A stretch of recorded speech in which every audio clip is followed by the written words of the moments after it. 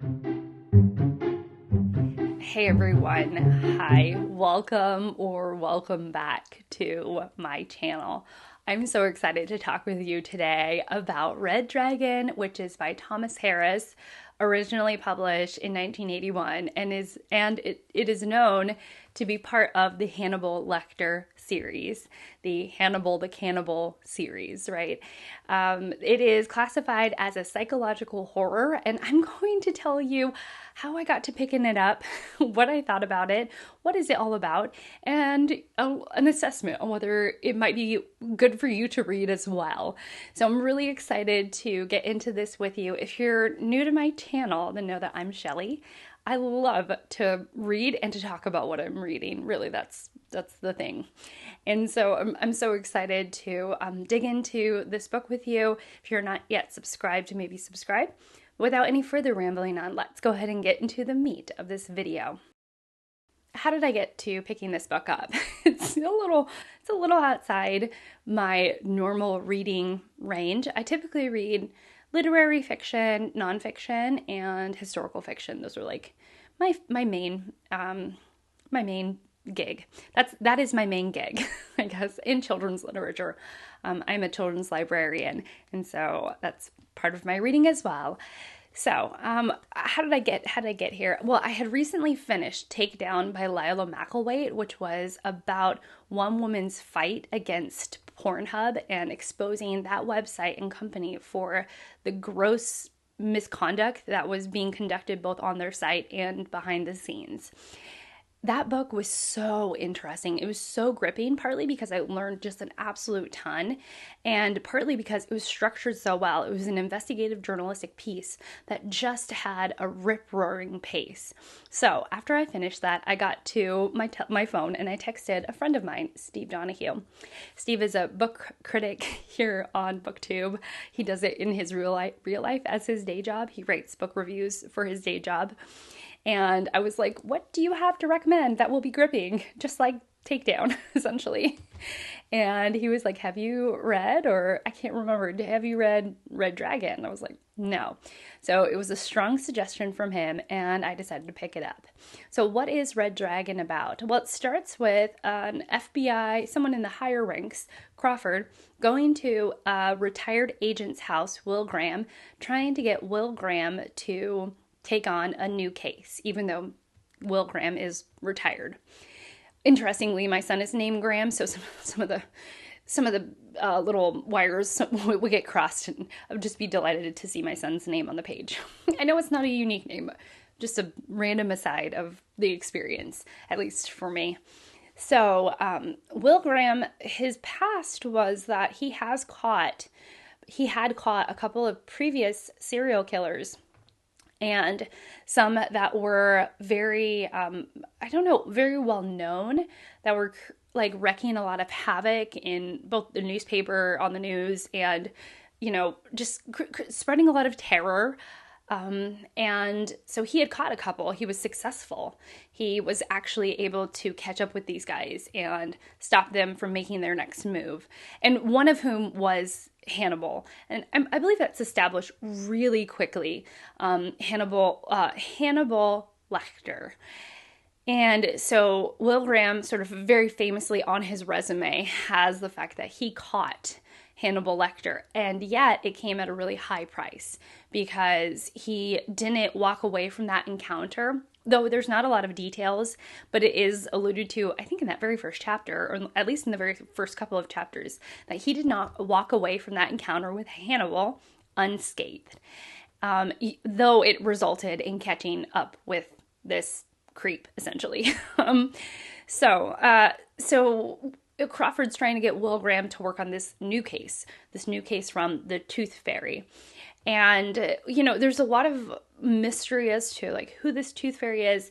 And one of the things that Thomas Harris does just magnificently is that he kind of doles out and really, in really small ways, he starts to like feed together like why this guy is nicknamed the Tooth Fairy, more about Will Graham's background, why he's a good fit for this case, And also, we are presented with the problem, which is the fact that there were two families that were killed in very similar manners that have quite the connection in terms of like the pattern of which they were killed, the number of people in the family, the way the bodies were left, and of course all of that is investigated and revealed as you keep reading. So that all was really interesting. But I think the most interesting thing was the main characters in this story. One of which is Will Graham, who there are a lot of questions as to whether he himself has sort of like a psychological dysfunction, or is psychologically a little bit like insane almost. And that's why he's able to catch the killers. There's like this illusion of wondering how does Will Graham's brain tick, and there's still a question as to like how he even caught Hannibal Lecter. I mean, you get an answer, but it's incredibly not satisfactory. You're like, really? It's almost like this question that is lingering. It takes one to know one that is being applied to Will Graham, which I thought was really, really interesting. And then, so as you're reading, you're like, okay, so is Will Graham also like psychologically damaged? Whether he's a sociopath, it might be something from his past, and he might have these, these tics and these ways that he's dealing with his trauma, or whether, he is sort of emotionally cut off. Although I don't think it was that, because he displays a lot of emotion, but, is he a sociopath? Someone who's completely emotionally cut off and like just mimicking other people's behavior, which is not Will Graham, in my opinion. But there is this true sense of it takes one to know one. So even though he's asked to be on this case of the Tooth Fairy, you're kind of like, okay, why are you such a good fit, Will Graham? Like, what about you is sort of bent in a way that makes you really good at catching these serial killers? And underneath, there's that, like, you have to sort of be one to catch one. Not that he's like, not that there's anything in his background that would seem that he like, he kills people on the weekends or something. There's nothing like that. But it's just like, are you sort of psychologically bent in that way? And then we also, and I don't want to dive into this, but one of the people that we meet along the way is the killer, which was really interesting and an excellent component to the book.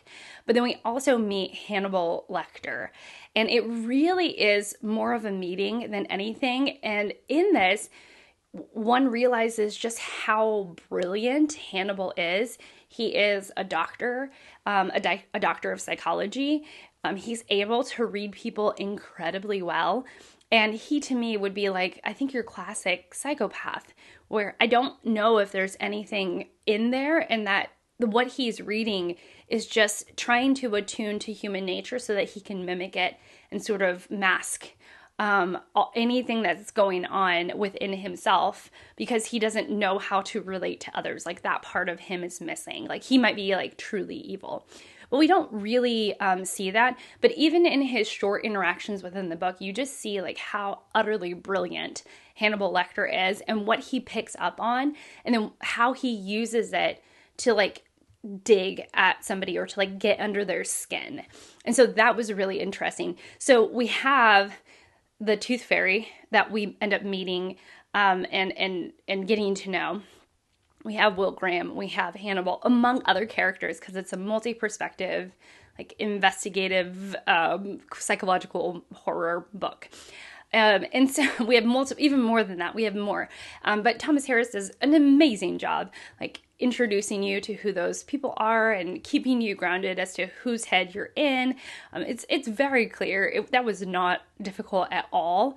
And so we have again these three men who there's these questions of like, why are you damaged in the way that you are? Or like, why are you acting in the way that you are? And some of those questions are answered that really surprised me. There was a lot of empathy towards some of the characters that I didn't expect. And in some ways it left me quite quizzical. Just like I still wonder about Will Graham. I'm still not exactly sure, even though I really ended up loving the character. So they're piecing together what's happened with these families. There are some really, really gritty moments in this book. Okay, there are like moments that I was like, I had to shut it off. I was like, I can't read this as the last thing before I go to sleep. I will have nightmares, because it's. I think that, and I had talked about it with Steve, and he was like, he didn't want. Thomas Harris himself didn't want to make the book easy for a reader. That he wanted it to be a little bit difficult to grapple on multiple levels. Partly with those who you end up sort of at least understanding a bit more and having a touch more empathy towards, and also like when you start to, like, he doesn't shy away from some of the gritty scenes, and so you're like, like, that is very intense. But the part of it was that it was all nuanced.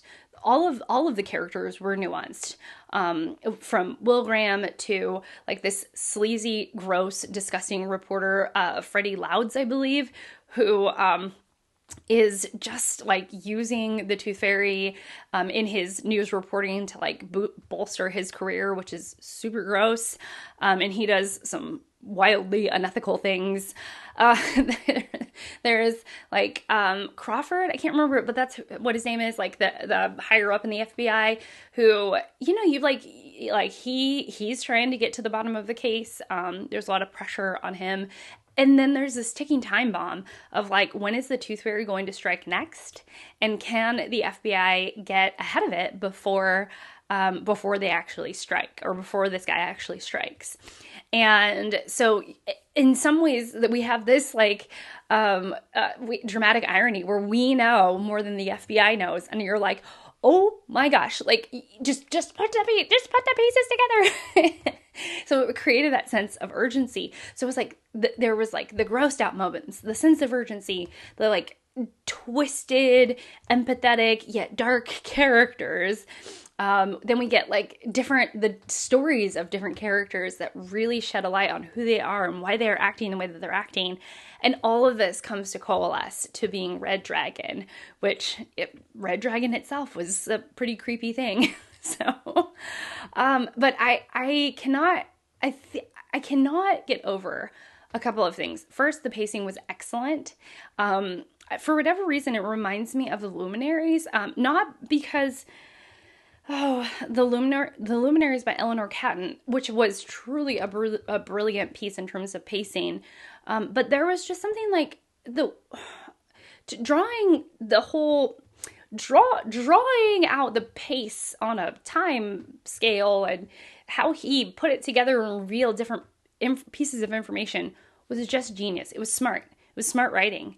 And I felt like he was writing to a smart readership, Thomas Harris was. And I really appreciated that. So that was one thing. But also just how incredibly nuanced everybody was. A couple of the characters were kind of flat. But for the most part, everybody... And I mean, some of the characters have to be flat, because you can't just illuminate every single person that are passersby in the book. But every character, there was this nuance, these hints, this empathy, this knowing of how human nature isn't just one way. And I really think Thomas Harris gets at that in a way that is so good. And it was so interesting.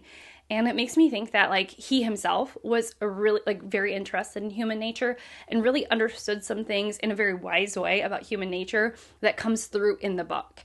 So there's that. And if you are up for a gritty, kind of scary read, and you want something that really will get you thinking, but also like have a rip-roaring pace and will take you through in a wonderful manner, then Red Dragon might be for you. It is so good. It should not be forgotten. Here we are years later, like 40 plus years later. And I just think that it should still be read. So funnily, so I loved it. I thought it was amazing. And then funnily, my husband's reading it now, which he usually doesn't like pick up things that I've read. The last time we did that, it was Anne Rice, Interview with a Vampire, but he was like, you said it was good, right? So he's starting to read it, and I'm just like, I love it. It's just if you know, if you're, it's an easy book to love if you're okay with sort of the grit. That was like the hardest part for me, was some of the scary parts and some of the grit. But if you can like push through, or like if you're okay with that, which I'm pretty okay with that, even though I'm kind of a scaredy cat. If you can push through it, I think you'll really, really enjoy the book. So yeah, that's it for me. Thank you so much for watching. Thank you so much for being here. I appreciate you immensely, and I will hopefully see you all in my next one. Bye.